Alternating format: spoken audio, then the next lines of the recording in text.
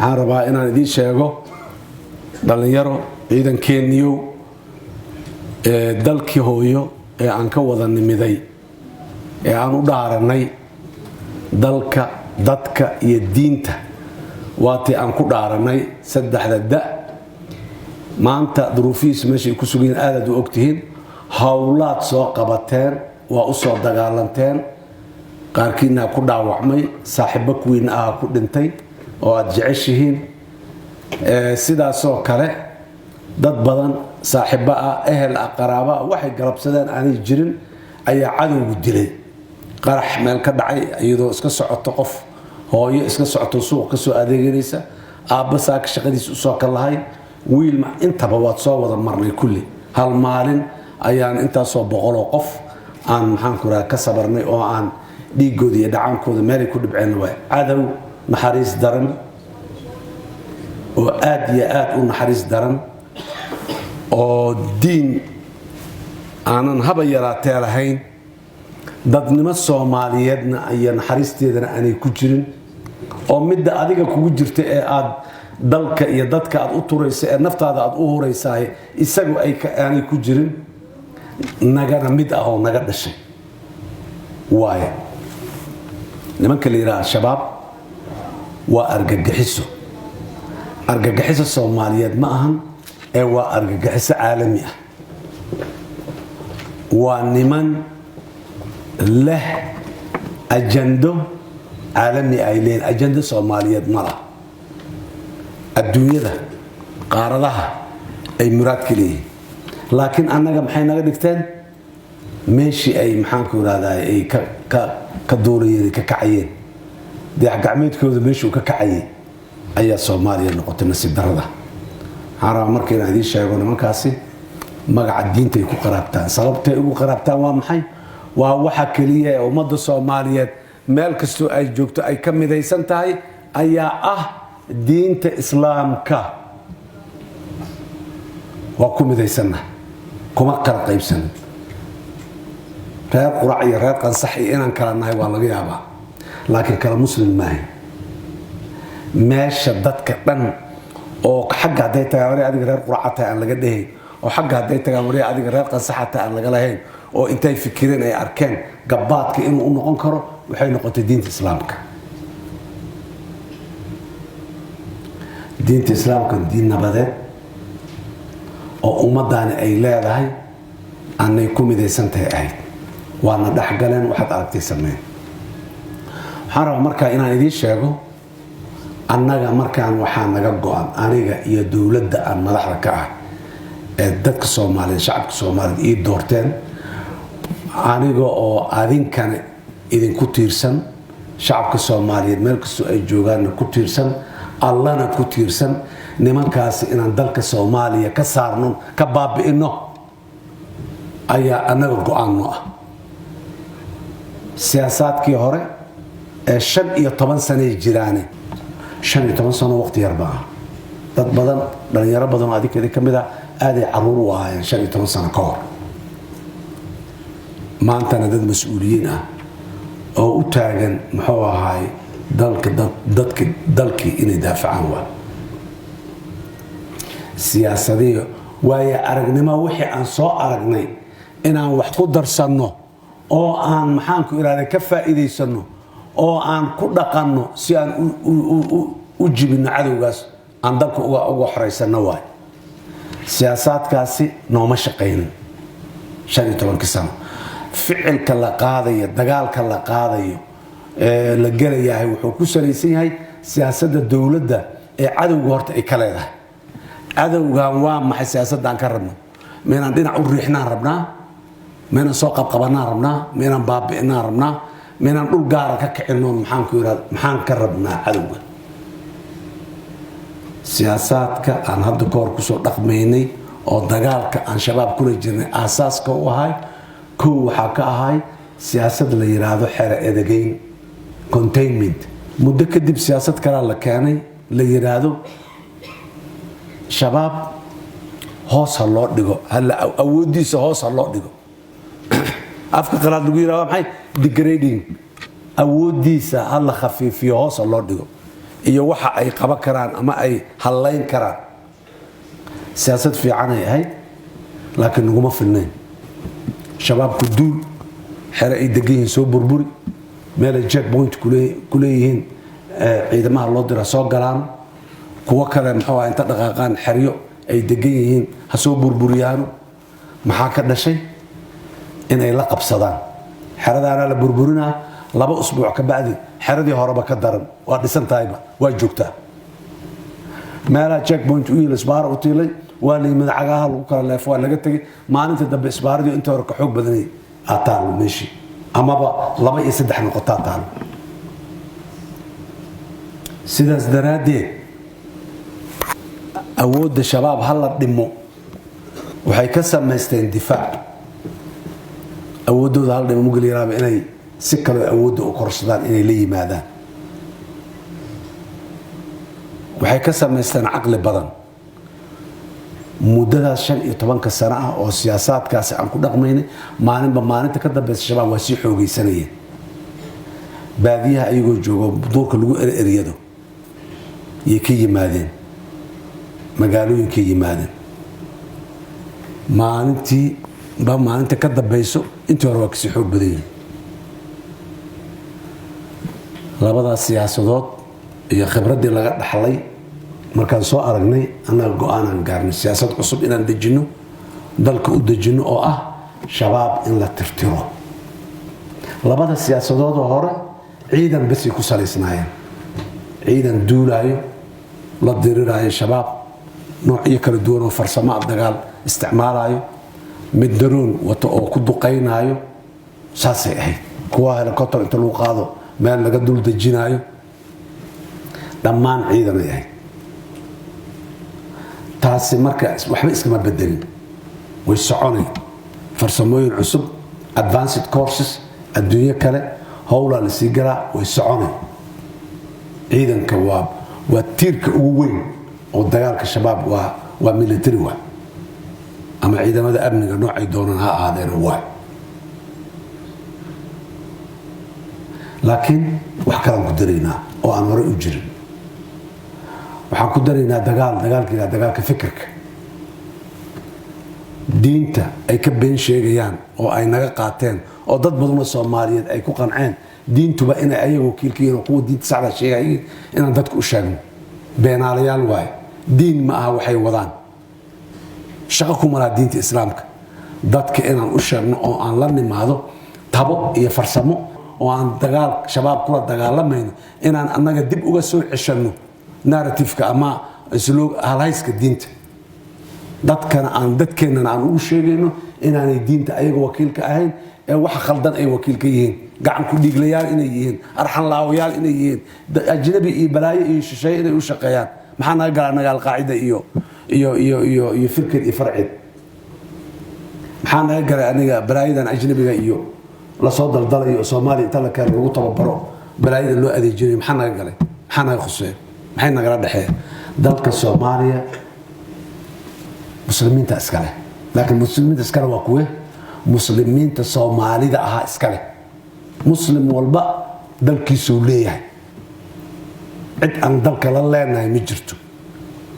dalka soo aan tagayna nidaam iyo shuruuc dalkaas uu leeyahay aan ku tagnaa dalkan iskama dhan imaan inta diyaar iska soo raacnay iskama imaan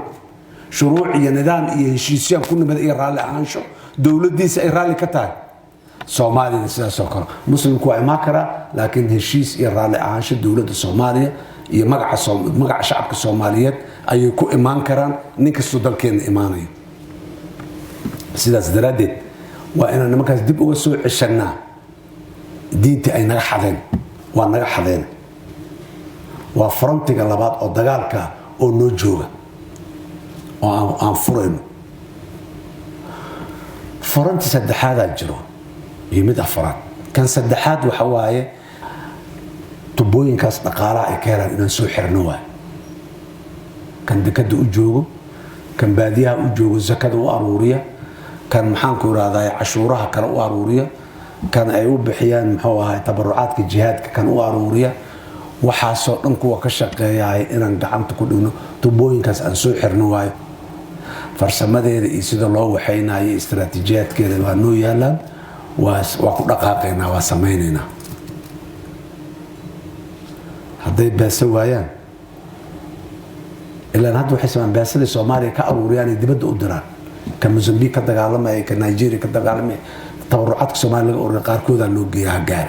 alqaacidada buuraha duurku jirta lacag Soomaaliya laga qaadaa gaarto kama fakti hore waa ka imaan jirta lacag hadda teenaal loo qaadaa loo geeyaa tubooyinkaas waa soo xirinaa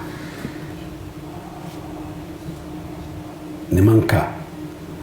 dagaal dhinac walba ah oo aan leesu turayn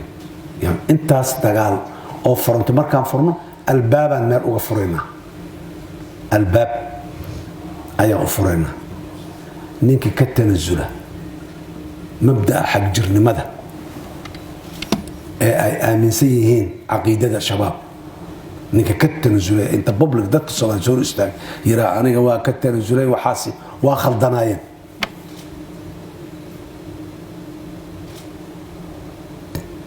ee ka tanasula inuu dhig Soomaaliya daadiyo waa ka xumahay wixii dhacay iyo wixii aan dib geystay dadka Soomaaliyeed aan cafis weydiisana dhig Soomaaliyeed oo dambana daadin maayo in la daadiyana ka shaqeyn maayo hadduu yiro banaanka soo istaago wiil Soomaaliyeed waa noo soo noqonaa waa naga tirsan yahay waa nala joogaa wax tababar hadduu rabo farsamo hadduu rabo ciidanka inuu ku soo biiro hadduu rabo يعني نروح عصبة ونرش عصبة دولته أي كساعدين مركز الله بيه وحى الشيء جاي إن نبكي يهين أو كتنزلي سد حداث فرنتي إيوه الباب كاس محوها كي توصل كي صنعوا دمانتين ودم باودان لكن وحى يكون في عن كو دم كتوبة كان سومهن حديث كرسولك عليه الصلاة والسلام كلكم خطاؤون وخير الخطاؤون التوابون كو خلدما كو وخير كبدن وكو توبه كان نينك توبه كان او يرا استغفر الله وحي horna la iga cafiyo ilaahayna iga cafiyo oo noqon ma yira wiilkeena waay waxa xaqiijinayna waxa uu noo sheegay inay dhab ka yihiin kadibna wiil Soomaaliyeed oo sharaf loo noo ahaanay mana la duleynaayo mana la dulminaayo mana la takoorayo مشروع سيداس شباب مركز دبه هدي اي شباب اهان عقيدتي بس waa dhamaaday شباب البابين سحرينا رال اي wada yiraahdaan ahlan wasahlan wala la fadhiisana laakiin inta uu aaminsan yahay wuxuu aaminsan yahay ee xaq jirnimada leh ee digdaadinta leh ee diinka been sheegida leh oo ummadda Soomaaliyeed dibkeeda leh ee maxaan ku yiraahdaa dhoofinta argagax iyo balaayada iyo waxa leh annagu waxaan qaadanay Soomaaliya heshiis ah dhaxdeeda دونيدنا هشيس لا أنا أقول إن هشينان ربنا دونيدنا إن ليه هشينان ربنا كأقرار مين ويلي رو شبابه إنه قرح أنتوا قاضوا أو معانكم هذا الدنيا كلجي قرحيه ما كأقراري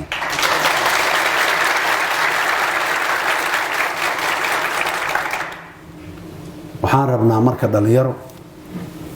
وحاس عليك عارض ورنكو هدانو عارض في قرن وحكو دور لهين ميو وحدوري كرا waxba duri kara Soomaa haduu gumaareen sida yahay maanta oo jug burus way waran ma buruska meel ku fiican yahay waranka meel ku fiican laakiin waranku waxba dura caarada wax ku dura haduu leeyahay caaradaas fiiqan uu leeyahay ayuu wax ku dura idinka caaradi ah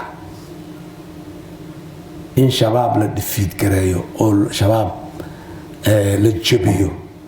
la hanjabiyo la qabjabiyo boqolkiiba toddobaatan dadka Soomaaliyeed waxay ku nool yihiin miyiga xoolaha ay helaan in badan oo kamid waxay ka helaan miyiga dhalinyarada ay qortaan oo maalin walba recruit gareystaan waxay ka helaan in badan oo kamid miyiga ka helaan idinka waay tababarka adag oo dhibka badan iyo culayska iyo nolosha adag waxaad u soo mareyseen waxay ahayd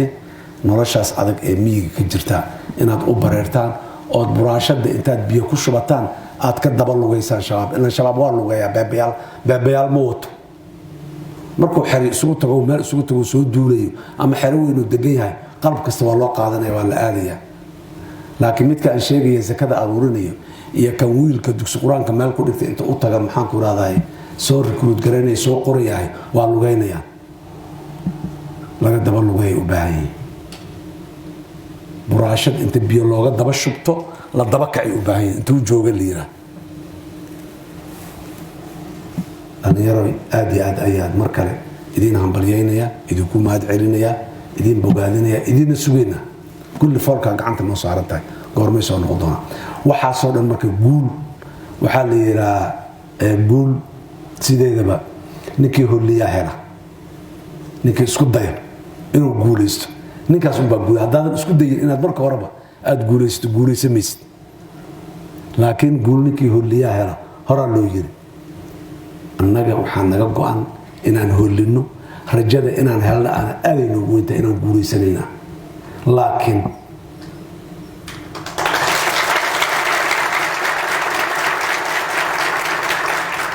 laakiin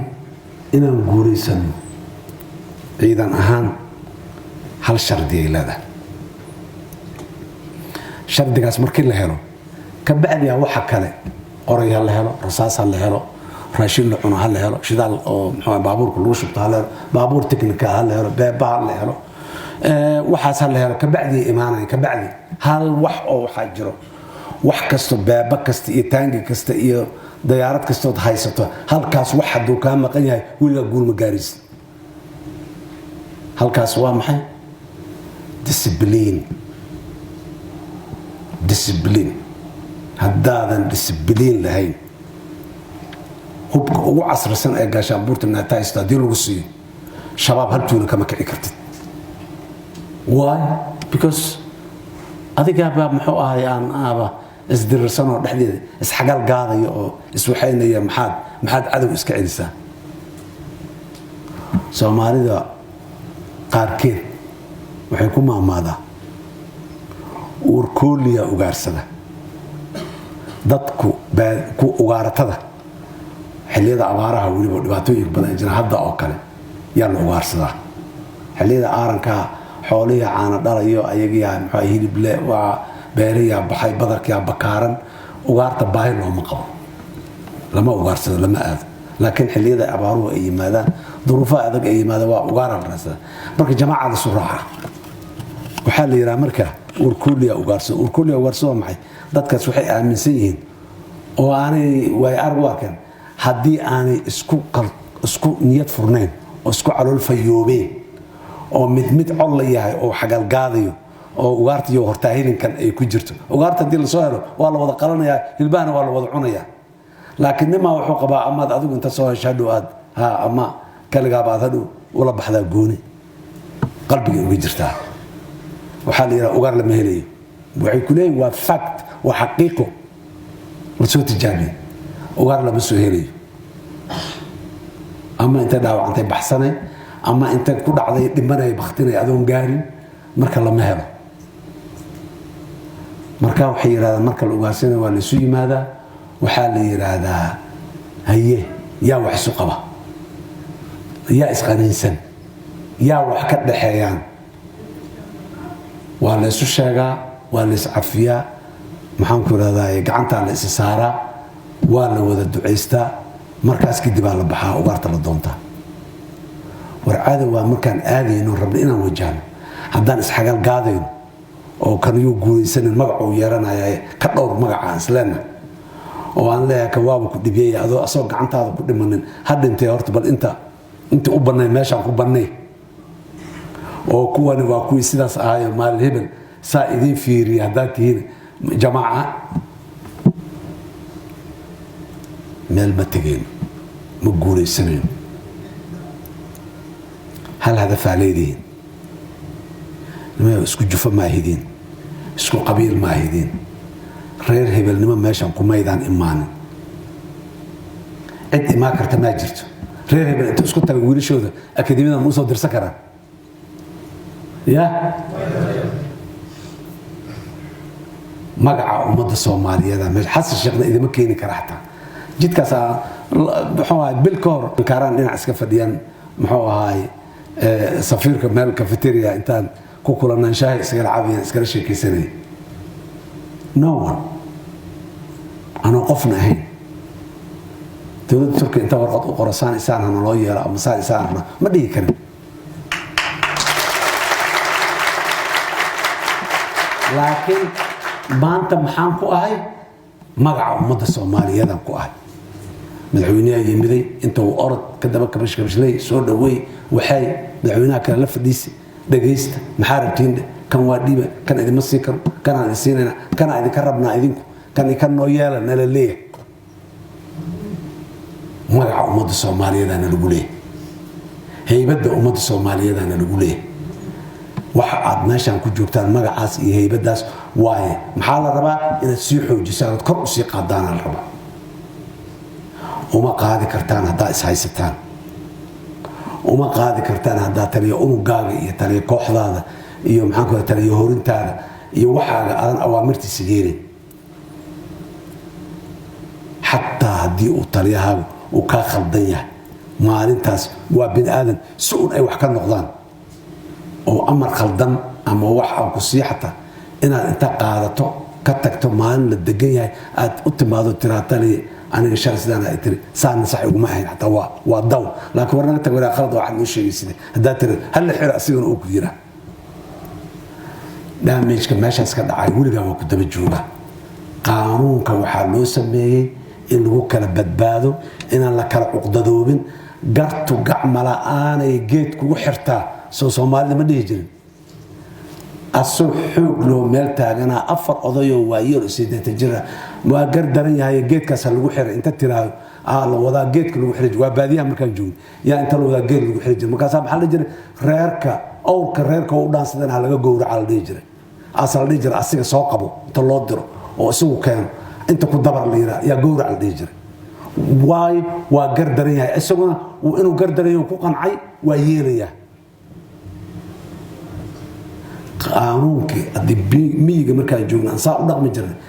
magaalada iyo nolosha casriga maanta qaanuunkii ayaa saas nagu ah waa inuu geed nagu xiraan aqbalnaa xeradaas muga soo gashid xeradaas xeer ay leedahay military discipline la xerka dari laf gali weyde ma maqli jirta laf dari gali weyde dhinaca ciiriin ka tahay haddaad qaanuunkii marka inaad xeradii ciidankiina inaad ahaato oo aad haybadii ciidamada aad haysato nidaamkii ciidankana inaad u hoggaansato aadan rabin laf dhargeli weydo dhinac ciiriinka aad tahay waxaan rabaa dhalinyaro farsamo waa barateen dagaal waa taqaanaan meel kastoo la isugu tago waxaa laydinku ammaanayaa waa dad firfircoon haddaa laydhahay 10 daqiiqo ka hor waa niman firfircoon karti badan aad iyo aad muxuu u dhifoon yani siday u muuqdaan iyo kartidooda aan islahayn hadda hal saac la isoo kiin amaanay waa amaanantiin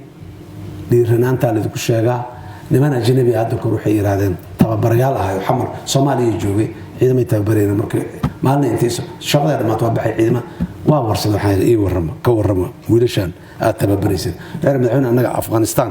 aan ka soo shaqeynay oo ciidan badan ku soo tababarnay lana soo dagaalanay wili Soomaalida waa tababarnay fieldiga waa la tagnay dagaalan la galnay Afghanistan waxay dhaaraysaa u joogtaa dhinacaad ka weyni waa laga kala carara asag afartii ajnabiga oo meesha ku soo hartad is arkaysa laakiin wiilasha Soomaalida waa kala celin waraa dhaawicina yaraanaya shantan habaxday ama 10 kana ag joog aad kala fogaada waa kala celinaysaa u dhax waa geesiyaan dagaalka muxuu ay kama cabsadaan waa firfircoon yihiin oo madaalaan dhalinyaro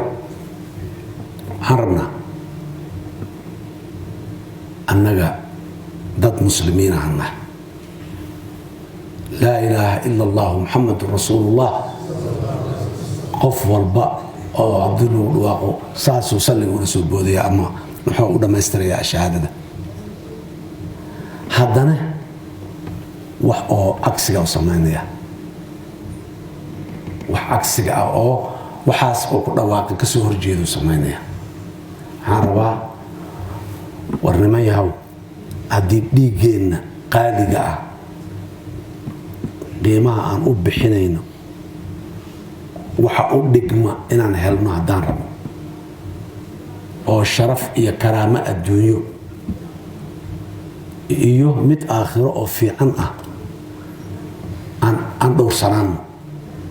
xumaanta aan ka dhowrsanaano dhowrsanaantana aan ka bilaawno disbiliinka aan ka bilaawno wiilashaydii inaad salaada dukataan waxay tilmaamay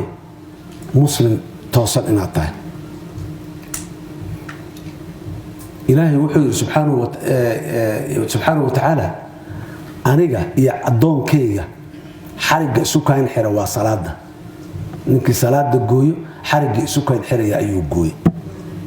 مثلا soo qaad salaada laakiin wax badan oo kala sidaas salaada rabbiga dukada oo alla ku xirnaada oo koos fiican iyo qadiyad fiican u taagantahay hadaad ku dhimato ayadaad wax janno lagu tago ugu horeeyay kamid tahay laakiin kuwii kale naarta lagu tagay ha barbar dhigin toosnaanta meesha ka bilaaba ilaahay idinkiisa waxaan rajaynaa wiilashayda maanta wixii ka dambeeya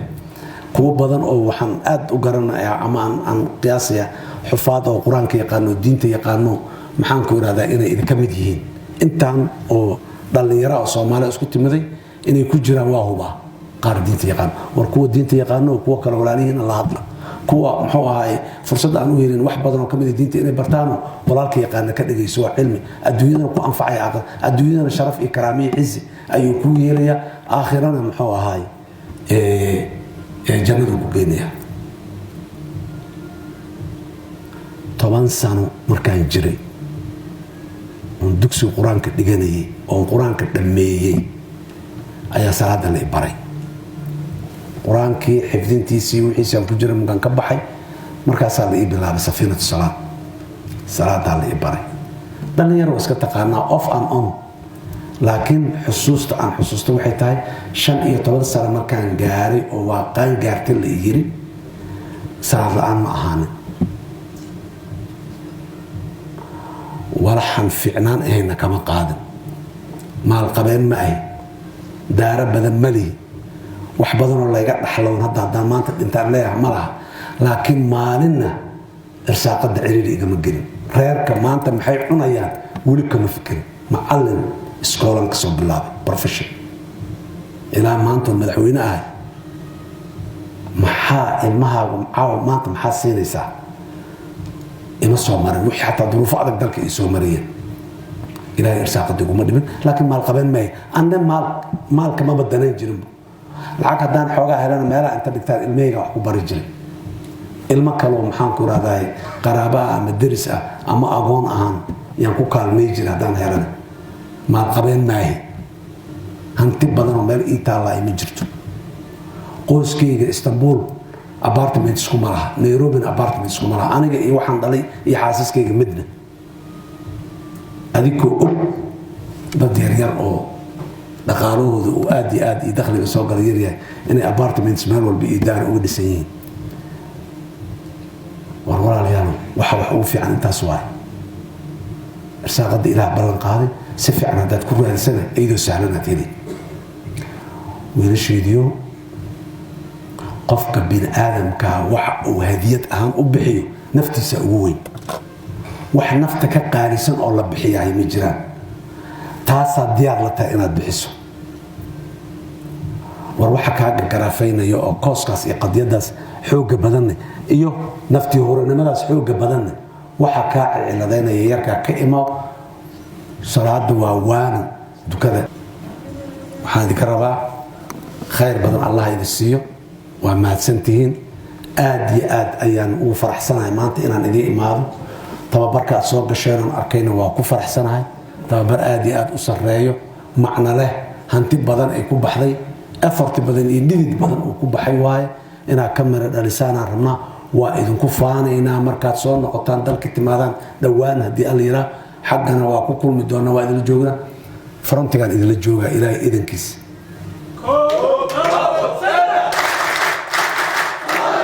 anwala Soomaaliya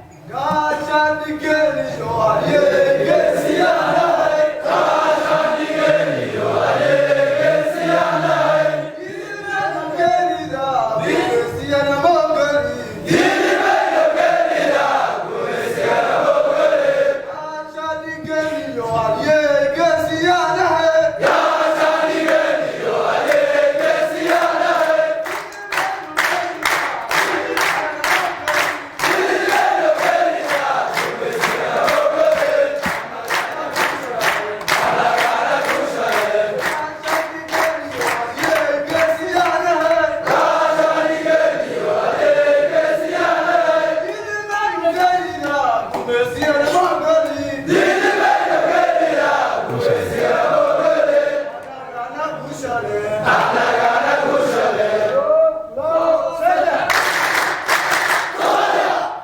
guulaysta adikana maasha allah qayr iyo guula idin rajaynaya haddii aan la yidhaha waxaa noo ballana goobaha dagaalka iyo dalkii inaan ka xoreyno cadowga haddii aan la yidhaha halhayskiina halhays fiican waaye waana ka dhabaynaynaa guusha annagaa leh aadaa u mahadsantiin ha noolaato